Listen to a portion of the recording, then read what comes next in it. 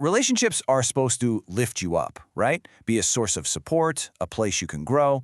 But what happens when a connection, even with someone you really love, starts to feel heavy, like a burden? Well, that's what we're going to dig into today. We're going to look at those really subtle, quiet signs that a relationship might actually be doing more harm than good. Have you ever felt that? You hang out with someone you're supposed to love, and instead of feeling good, you just feel drained. It's such a confusing feeling, isn't it? If that question hits home for you at all, stick around. We're about to unpack exactly why that happens.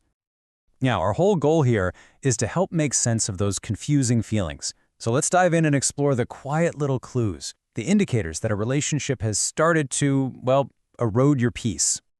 All right, Section 1, a quiet erosion. And that title is so perfect because this kind of damage, it's rarely some big dramatic blow-up. It's way more subtle. It's like water slowly, quietly wearing away at a rock.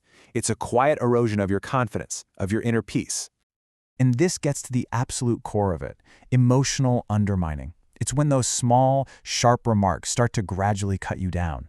And the really tricky part, they're often disguised as something else, as humor or brutal honesty or even concern. You know the ones, those "I'm just kidding" comments or those helpful critiques that somehow just leave you feeling smaller.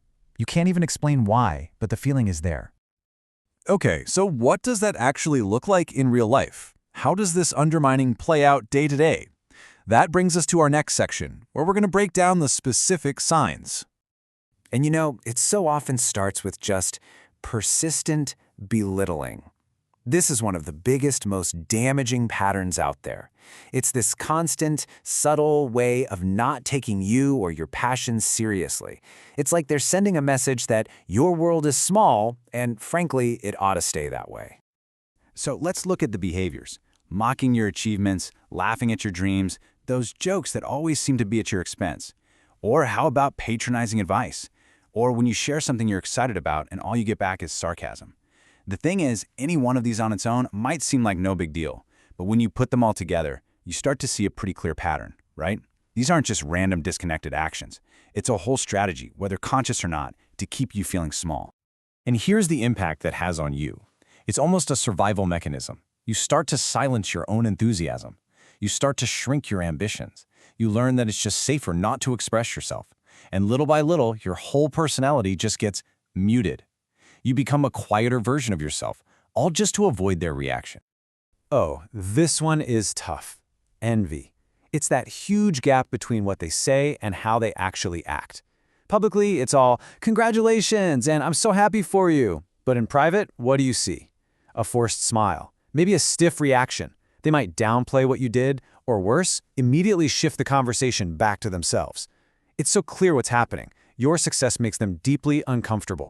And so to keep the peace, to avoid making them uncomfortable, you start to dim your own light. It's like you've learned that your shine makes them squint, so you turn down the brightness. You celebrate your wins a little less. You share your joys a little less. You literally make yourself smaller to fit into their world. Okay, let's move on. Section 3, patterns of imbalance. Because all these little moments, they build up into a much bigger pattern. Now we're going to zoom out and look at the actual structure of the relationship. Is it a two-way street, or is it all one-way traffic? Wow, this bar chart pretty much says it all, doesn't it? A relationship of convenience? Look at that, 90% their needs, 10% your needs. When a relationship is always about their drama, their crises, their needs, where's the space for you? There isn't any. You end up being their full-time problem solver, but who's there for you when you need help? And this quote just hits the nail on the head. A relationship built on extraction rather than contribution is not friendship. It is an emotional transaction. That's so powerful. It totally reframes it. If you feel like you're always giving, always pouring out support and getting almost nothing back, maybe it's not a friendship. Maybe it's just a transaction where you're doing all the work. So what happens if you actually try to bring this up? Well, you'll probably run into this little three-step dance, the blame-shifting process. First, they do the thing that hurts you.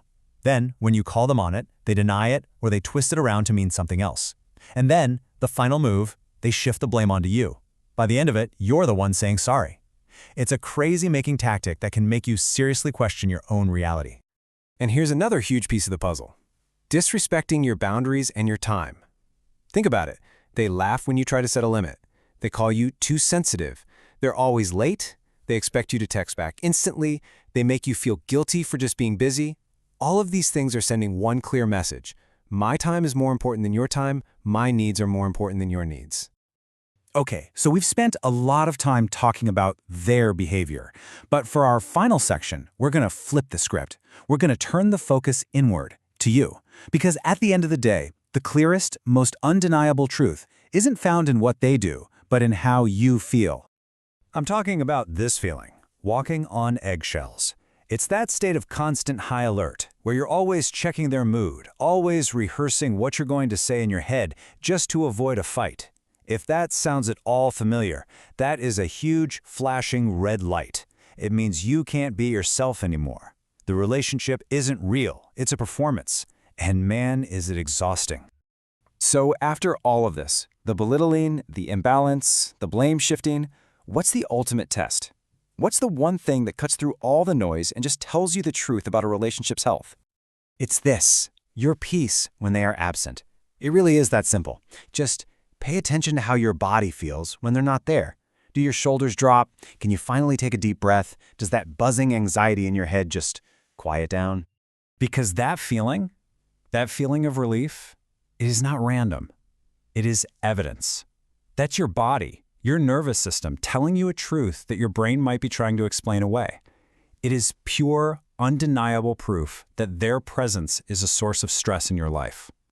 And that's why creating distance isn't cruel. It's not about punishing them. It's an act of maturity. It's an act of profound self-respect. It's you finally deciding that your own peace matters. So it all comes down to this one last question you have to ask yourself. Whose peace are you protecting? Are you constantly twisting yourself into knots to manage their feelings, their comfort, their needs, all at the expense of your own? The answer to that question tells you everything you need to know.